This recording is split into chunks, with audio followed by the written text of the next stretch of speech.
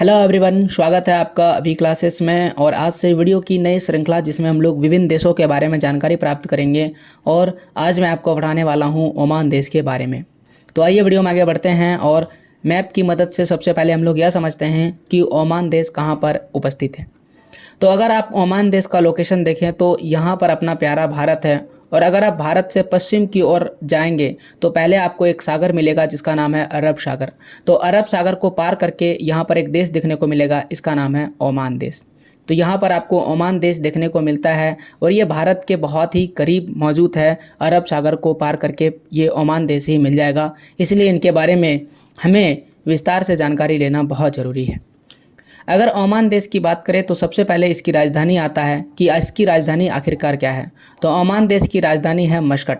इसको इंग्लिश में MUSCAT कहते हैं। तो ओमान देश की राजधानी अगर मैं नक्शा में दिखाऊं तो यहाँ पर कहीं आपको मस्कट दिखेगा, जैसा कि नक्शा में दिख रहा है। इसका जो कुल क्षेत्रफल है वह है 3,09,500 स्क्वायर किलोमीटर में फैला हुआ है। और अगर सबसे बड़े शहर की बात करें तो सबसे बड़ा शहर जो है वो मस्कट है। देखिए, अगर आप छोटे छोटे देशों की तुलना अपने प्यारे भारत से करें तो छोटे छोटे जो देश हैं वो भारत के राज्य के बराबर हो जाते हैं, ठीक है ना। तो इसीलिए हमें देश के बाद एक बड़े शहर का नाम याद रखना बहुत ज़्यादा ज़रूरी है। जबकि भारत में कई ऐसे शहर हैं जो बड़े हैं आबादी के लिहाज से, क्षेत्रफल के लिहाज से, आर्थिक उन्नति के आधार पर। तो भारत में कई शहर के नाम आएंगे, लेकिन जब हम छोटे छोटे देशों का अध्ययन करेंगे तो उसमें केवल एक बड़े शहर का नाम हमें याद रखना होता है। तो इस प्रकार से जो इसका सबसे बड़ा शहर है वह है मस्कट। यहाँ पर जो पैसा चलता है, मुद्रा जो चलता है, जिसे हम लोग अंग्रेजी में करेंसी भी कहते हैं। तो कई बार आपसे पूछा जाएगा करेंसी जिसे हम लोग मुद्रा कहते हैं, तो वहाँ पर जो करेंसी चलता है वह है ओमानी रियाल। तो इस प्रकार से ये है ओमानी रियाल। इस प्रकार से कुछ सिक्के हैं और ये इसके कुछ नोट हैं। तो ये है ओमानी रियाल और यही मुद्रा उस ओमान देश में चलता है। अब हम लोग आते हैं टॉपिक पर। आधिकारिक भाषा यानी यहाँ पर कौन सी भाषा का प्रयोग अधिकतर किया जाता है, वह भाषा है अरबी। यानी यहाँ पर आपको अरबी भाषा देखने को मिलेगा। और जो ओमान है वह एशिया में है, ठीक है, एशिया याद रखिएगा। तो कौन सा महादेश में पूछेगा तो ये एशिया महाद्वीप में है। इसे हम लोग मध्य पूर्व एशियाई देश के नाम से भी जानते हैं, या फिर मध्य एशिया के देश के नाम से भी जानते हैं, मध्य एशिया। अब इनकी थोड़ी सी समुद्री सीमा के बारे में चर्चा कर लेते हैं कि कौन कौन से समुद्र जो है इनको टच करता है। समुद्री सीमा का मतलब होता है कि अगर देश के पास कोई समुद्री सीमा है तो उनका अध्ययन करना। यहाँ पर अगर आप ओमान देश देखें तो सबसे पहले तो यहाँ पर देख सकते हैं ये जो इलाका है यह भी ओमान का ही है। तो ये जो इलाका छोटा सा है ये इस सागर को टच करता है और इस सागर का नाम है फारस की खाड़ी। तो ये जो जिसको हम पर्शियन गल्फ अंग्रेजी में कहते हैं, ये इसको भी टच करता है। ये पहला हो गया। दूसरा अगर आप देखें तो ये इलाका जो है, ये इसका जो उत्तरी हिस्सा है ओमान का, ये गल्फ ऑफ ओमान को टच करता है, यानी ओमान की खाड़ी को टच करता है। उसी प्रकार से ये जो इलाका है जिसे हम लोग पूर्वी इलाका कह सकते हैं, पूर्वी इलाका अरब सागर को टच करता है। इस प्रकार से इस देश की सीमा टोटल 3 समुद्री सीमाओं के साथ लगता है। यहाँ पर हो जाएगा, ये हो जाएगा फारस की खाड़ी, और ये हो जाएगा कौन सा, ओमान की खाड़ी, और ये कौन सा हो जाएगा, ये अरब सागर। जिसमें इसका सबसे बड़ा हिस्सा जो है वह अरब सागर को टच करता है, वह भी किस भाग में, पूर्वी भाग में। और उत्तर के हिस्से में कौन सा है, उत्तर के हिस्से में आपको ओमान की खाड़ी मिलेगा। और ये जो हिस्सा है आप इसे उत्तर पश्चिम इलाका भी कह सकते हैं। तो ये जो उत्तर पश्चिम इलाका है, इस इलाके में आपको फारस की खाड़ी देखने को मिलेगा जो इसको टच कर रहा है। अब हम लोग देख लेते हैं जल संधि के बारे में थोड़ा सा। चूंकि अभी जल के बारे में बात कर रहे हैं तो जल संधि के बारे में देख लेते हैं। देखिए, अगर जल संधि की बात की जाए तो एक ऐसा संधि जो क्या कर रहा है, 2 भूमि को जोड़ता है, उसे हम जल संधि कहते हैं। तो यहाँ पर जो जल है वह इस ईरान और ये जो दिख रहा है ओमान, इन दोनों को जोड़ता है। तो इसे ही हम जल संधि कहते हैं। अब आपको यहाँ पर कौन सा जल संधि है, तो इंग्लिश में इसे कहते हैं स्ट्रेट ऑफ हॉर्मुज, और हिंदी में हम इसे कहते हैं हॉर्मुज की संधि। यहाँ पर मैंने हिंदी भी लिख दिया है आपके लिए। अंग्रेजी में स्ट्रेट ऑफ हॉर्मुज कहते हैं, लेकिन हिंदी में हो जाएगा हॉर्मुज की संधि। और ये कैसी संधि है, जल वाली संधि है, तो इसलिए हम इसे कहते हैं हॉर्मुज की जल संधि। अब आपको एक और शब्द सीखना है और वह शब्द है जल डमरू मध्य। जल डमरू मध्य का मतलब यही होता है, जल संधि होता है। तो या तो कई बार आपको हॉर्मुज जल संधि लिखा हुआ मिलेगा, या तो डायरेक्ट ही हॉर्मुज जल डमरू मध्य देखने को मिलेगा। तो दोनों ही बात एक ही है। अंग्रेजी में इसे स्ट्रेट ऑफ हॉर्मुज कहते हैं। ये कौन से दो देशों के बीच में है? तो यहाँ पर ओमान देश है और यहाँ पर ईरान देश है। तो ईरान और ओमान देश के बीच का ये जो जल वाला भाग है, इसे ही हम जल संधि कहते हैं। नाम है हॉर्मुज जल संधि। अगर आपको थोड़ी सी भी जानकारी है तो भारत का जो दक्षिणी भाग है, ठीक है ना, भारत का दक्षिणी भाग है और यहाँ पर श्रीलंका है, ठीक है, श्रीलंका। तो इन दोनों के बीच में भी एक जल संधि है। आप कमेंट करके ज़रूर बताइए कि उस जल संधि का क्या नाम है। अगर कोई नहीं बता पाएगा तो मैं कमेंट कर दूंगा। तो समुद्र देख लिए, जल संधि देख लिए। अब एक और चीज़ समझिए और इसे हम कहते हैं इनक्लेव। इनक्लेव। अब इनक्लेव को अगर मैं हिंदी में समझाऊं तो आप समझिए कि ये कोई ज़मीन है और इस ज़मीन के अंदर कोई एक ऐसा ज़मीन है जो किसी, जैसे कि ये एक ज़मीन है और ये मान लेते हैं कि किसी ए व्यक्ति का है, ओके। और ये जो बी ये जो ज़मीन है, ये अंदर वाला, ये किसी बी व्यक्ति का है। तो ये जो ज़मीन बी व्यक्ति का है, ये अंदर वाला ज़मीन, ये एक ऐसा ज़मीन है जो इसके चारों ओर अंदर से है। इस प्रकार के ज़मीन को हम इनक्लेव ज़मीन कहते हैं। तो यहाँ पर भी आपको एक इनक्लेव देखने को मिलेगा। तो इसे समझिए, जैसे ये ओमान देश है, ठीक है। थोड़ा सा पीछे अगर मैं जाऊँ तो यहाँ पर देख सकते हैं ये ओमान है। तो ओमान का थोड़ा सा हिस्सा यहाँ पर भी है और थोड़ा सा हिस्सा यहाँ पर भी है। अब यही हमें समझना है। तो अगर हम देखें, जैसा कि ये रंग से पता चल रहा है कि ये वाला ओमान देश है और यहाँ पर भी ओमान का हिस्सा है और ये बड़ा वाला तो आपको दिख ही रहा है। अब हमें समझना है ये छोटा वाला क्या कहता है। तो इस छोटे वाले को अगर आप गौर से देखें तो ये जो छोटा वाला है, ठीक है ना, तो इसमें दो रंग है। तो अगर मैं आपको एक और नक्शा दिखाऊं तब आपको समझ में आ जाएगा, या फिर जूम कर दूं तो यहाँ पर आप इसे समझिए कुछ इस प्रकार से है, ठीक है। तो यही वाला जो है इलाका मैं यहाँ बड़ा करके दिखा रहा हूँ। तो ये जो बाहरी इलाका है, ठीक है, बाहर वाला, ये ओमान देश का है और इस बाहर वाला देश के अंदर एक छोटा सा ज़मीन है और वह ज़मीन किसका है? वह ज़मीन यूएई का है। मैं हिंदी लिख देता हूँ। यूएई को हम लोग हिंदी में कहते हैं संयुक्त अरब अमीरात, ठीक है। ये एक अलग देश है, ठीक है ना। तो ये आपको समझना है कि ये अंदर वाला जो पार्ट है वह यूएई का है और ये जो बाहर वाला पार्ट है वह ओमान का है। और एक और चीज़ आप समझने का प्रयास कीजिए कि ये जो आपको ओमान देश है, इसके बाहर जो ये इलाका है ये अरब का है, यानी कि यूएई का है, संयुक्त अरब अमीरात का है। यानी एक देश के अंदर दूसरे देश का ज़मीन है और दूसरे देश के ज़मीन के अंदर फिर से उस देश का ज़मीन है। तो इस प्रकार से ये ओमान देश है, ओमान देश है और इस ओमान देश का थोड़ा सा ज़मीन इस देश के अंदर है। तो ये जो आपको दिख रहा है भूरा रंग में, ये देश हो गया यूएई, ठीक है। यूएई देश के अंदर ये वाला ज़मीन है और ये किसका है? ये जो जगह है इसका नाम है मधा। ये मधा किसका है? ओमान का है। और फिर इस देश के इस क्षेत्र के अंदर एक और जगह है और वह देश का नाम है नहवा और ये किसका है? यूएई का है, ठीक है ना। तो इसे इस प्रकार के इलाका को इनक्लेव कहते हैं इंग्लिश में। तो मेरे ख्याल से आपको समझ में आ गया होगा कि किस प्रकार से एक देश के अंदर दूसरे देश का ज़मीन है और फिर उस ज़मीन के अंदर भी दूसरे देश का ज़मीन है, ठीक है ना। तो ये इसीलिए ये जो यूएई है और ये जो ओमान देश है ये दोनों मिल करके रखता है। इसका यही कारण है, ठीक है ना। एक कारण ये भी है क्योंकि इसके ओमान देश का ज़मीन यूएई में है और यूएई का ज़मीन ओमान देश के भाग के अंदर में है। तो कल को अगर झगड़ा होता है तो ये दोनों ही पूरी तरह से जो है ज़्यादा यहाँ पर लड़ाई देखने को होगा, लेकिन इसीलिए ये सभी आपस में मिलकर रहते हैं। चलिए, अब आपको समझ में आ गया होगा। अब थोड़ी सी हम लोग आबादी के बारे में थोड़ा चर्चा कर लेते हैं। तो अगर आप देखें तो लगभग यहाँ पर 50 लाख के आसपास यहाँ पर आबादी है, ठीक है ना। लगभग में 50 लाख आबादी देखने को मिलता है। ओमान का कुल आबादी जितना भी है उसमें से 40 से 45% जो लगभग 20 लाख आबादी है वह प्रवासी है।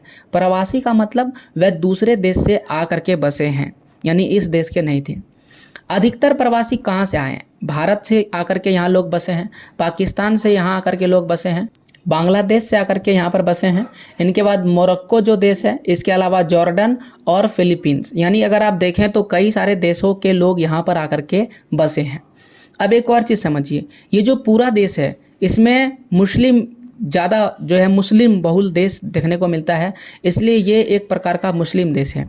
और मुस्लिम देश में ज़्यादातर राष्ट्रीय धर्म भी होता है, तो यहाँ पर जो राष्ट्रीय धर्म देखने को मिलता है वह है इस्लाम। तो ये जो ओमान है ये एक मुस्लिम देश है, चूँकि मुस्लिम देश है तो इसका राष्ट्रीय धर्म इस्लाम होगा। अब आपके मन में सवाल होगा, क्या यहाँ इस्लाम को ज़्यादा महत्व दिया जाता है और दूसरे धर्मों को कम? तो वैसा बिल्कुल भी नहीं है। धर्म के मामले में यह देश जो है उदारवादी है।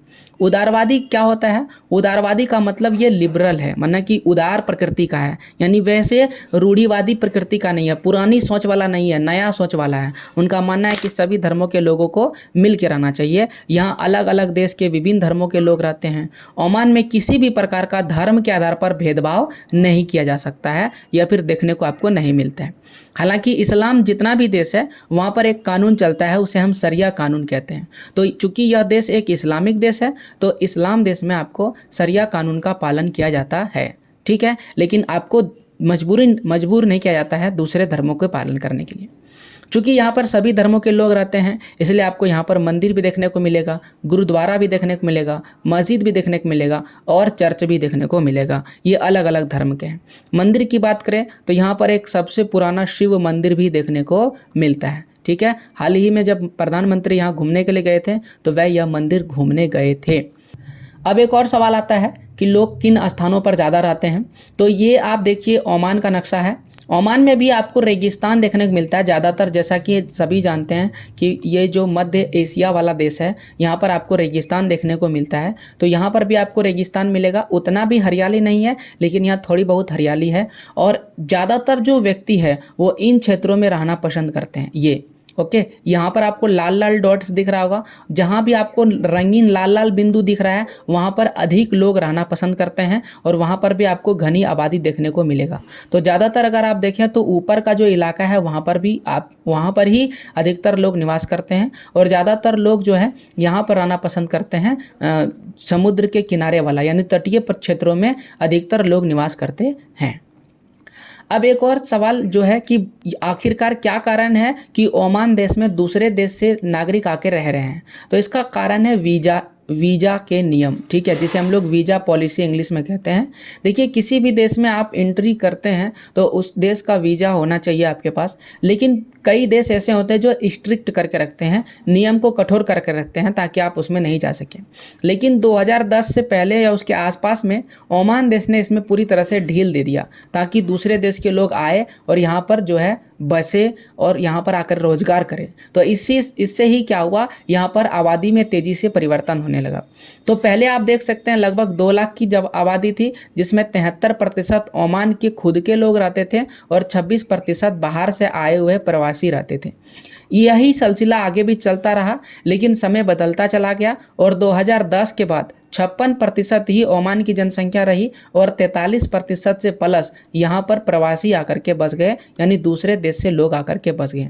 और ये प्रतिशत मेंटेन ही रहा, थोड़ा आगे पीछे होता रहा, लेकिन ये 40 से प्लस ही हमेशा रहा।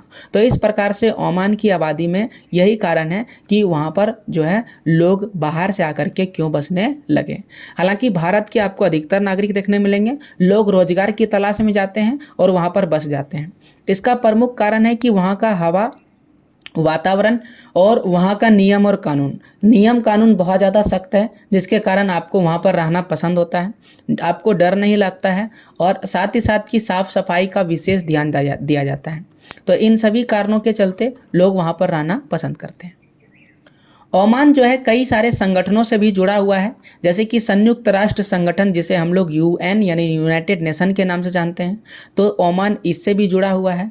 अरब लीग है, जिसे हम लोग अरब लीग के नाम से हिंदी में भी जानते हैं, उससे भी जुड़ा हुआ है। गल्फ कॉरपोरेशन काउंसिल, खाड़ी सहयोग परिषद, इससे भी ओमान देश जुड़ा हुआ है। नॉन अलाइंग मूवमेंट, गुटनिरपेक्ष आंदोलन कहते हैं, इससे भी ओमान जुड़ा हुआ है। और चूंकि ये इस्लाम कंट्री है, इस्लामिक देश है, तो ये ऑर्गेनाइजेशन ऑफ इस्लामिक कॉरपोरेशन यानी इस्लामी सहयोग संगठन, इससे भी जुड़ा हुआ है। तो ये वो संगठन है जिसमें ओमान देश शामिल है। अब आपको जानकर हैरानी होगी कि जितने भी वह देश जिनके पास तेल है वह ओपेक का सदस्य है। ओपेक का सदस्य है the organisation of the petroleum exporting countries, यानी कि जिनके पास पेट्रोलियम एक्सपोर्ट किया जाता है उन देशों में ये शामिल नहीं है। तो ये ओमान के पास तेल तो है, लेकिन ये ओपेक का सदस्य नहीं है, ओपेक देश में ये शामिल नहीं है। क्यों? क्योंकि इनके पास सऊदी अरब, कतर या ईरान, बाकी जितने भी देश हैं उनके मुकाबले तेल भंडार बहुत ही कम है। इनके पास इतना ज़्यादा तेल भंडार नहीं है, इसलिए यह देश ओपेक का सदस्य नहीं है। और यही कारण है कि ये ज़्यादातर जो है टूरिज़्म या और बाकी चीज़ों पर पैसे खर्च कर रहे हैं और दूसरे देश के लोगों को भी बसा रहे हैं, ताकि यहाँ पर ज़्यादा डेवलप हो सके, शिक्षा आदि वगैरह पर ज़्यादा प्रसार हो सके और क्या किया जा सके, यहाँ पर इंफ्रास्ट्रक्चर, इंजीनियर, बाकी चीज़ को लाया जा सके, ताकि इनको भविष्य में तेल ख़त्म हो जाने पर भी पैसे की कमी नहीं महसूस हो। हालांकि इन देश ने बहुत ज़्यादा मेहनत करके अपने आप को, जो गरीबी के कगार में था, बहुत हाई और रईस एवं अमीर देश के गिनती में शामिल कर लिया है। अब इससे पता चलेगा कि किस प्रकार से ओमान देश आगे है।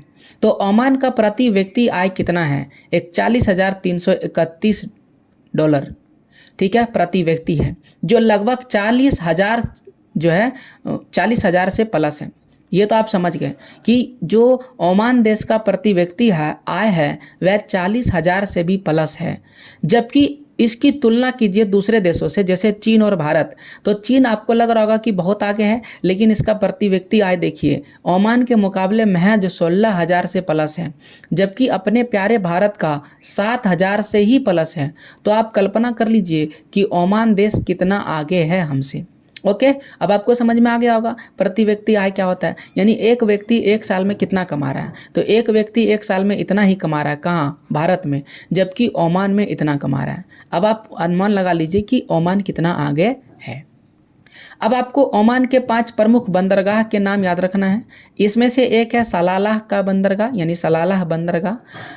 दूसरा है सुल्तान कबूस का बंदरगाह। फिर है डुक्कम या फिर दुक्कम बंदरगाह कहते हैं। फिर है सोहर बंदरगाह और कलहाट बंदरगाह। ये थे 5 प्रमुख बंदरगाह। किनके बारे में? ओमान के बारे में। तो यहाँ पर ओमान के बारे में जो प्रमुख जानकारियाँ था वह ख़त्म हुआ। उम्मीद करते हैं आपको पूरा वीडियो बेहतर समझ में आया होगा और आप पूरा वीडियो देखे होंगे। ऐसे और देशों की जानकारी के लिए चैनल को सब्सक्राइब करें और मेरे अन्य चैनल जैसे कि अभी क्लासेस डाउट्स एवं अभी क्लासेस ऑब्जेक्टिव को भी सब्सक्राइब करके उससे जुड़िए। Thank you. जय हिंद, जय भारत, वंदे मातरम।